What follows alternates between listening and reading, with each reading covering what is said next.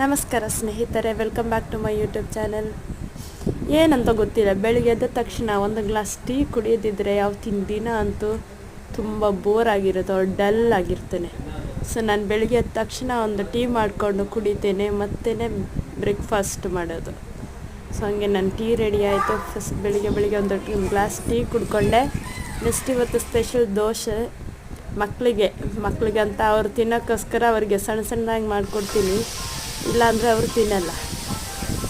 ಅವ್ರಿಗೆ ದೋಸೆ ಮಾಡಿಕೊಂಡು ಅದ್ರ ಜೊತೆಗೆ ತಿನ್ನೋಕ್ಕೆ ಅಂತ ಒಂದು ಈರುಳ್ಳಿ ಚಟ್ನಿನ ರೆಡಿ ಮಾಡ್ತಾಯಿದ್ದೇನೆ. ನೋಡಿ ಸ್ನೇಹಿತರೆ, ಇದೇ ನಮ್ಮ ಇವತ್ತು ಸ್ಪೆಷಲ್ ಈರುಳ್ಳಿ ಚಟ್ನಿ. ನೀವು ಈ ಥರ ಪ್ರಿಪೇರ್ ಮಾಡ್ತೀರಾ? ಏನೋ ರೆಸಿಪಿ ಬೇಕು ಅಂದರೆ ಕಮೆಂಟ್ ಮಾಡಿ. ತುಂಬ ಚೆನ್ನಾಗಿದೆ, ಸೂಪರ್ ಟೇಸ್ಟಾಗಿದೆ. ದೋಸೆ ಜೊತೆ ಒಳ್ಳೆ ಕಾಂಬಿನೇಷನ್ ಈರುಳ್ಳಿ ಚಟ್ನಿ. ಇದು ನಮಗೋಸ್ಕರ ರೆಡಿ ಮಾಡ್ತಿದ್ದೀನಿ, ದೊಡ್ಡ ದೋಸೆ. ಅದರ ಜೊತೆ ದೋಸೆನೂ ಚಟ್ನಿನ ಹಾಕ್ಕೊಂಡು ತಿಂದರೆ ತುಂಬ ಸ್ವೀಟಾಗಿ ಚೆನ್ನಾಗಿರುತ್ತೆ. ನಿಮ್ಮೂರಲ್ಲಿ ಇದೆಯಾ ಈ ಗಿಡ? ನಾವು ಬಸಳೆ ಅಂತೀವಿ ನಮ್ಮೂರಲ್ಲಿ. ನಿಮ್ಮ ಕಡೆ ಏನಂತ ಕರಿತೀರ ಇದನ್ನು? I think it is kind of spinach.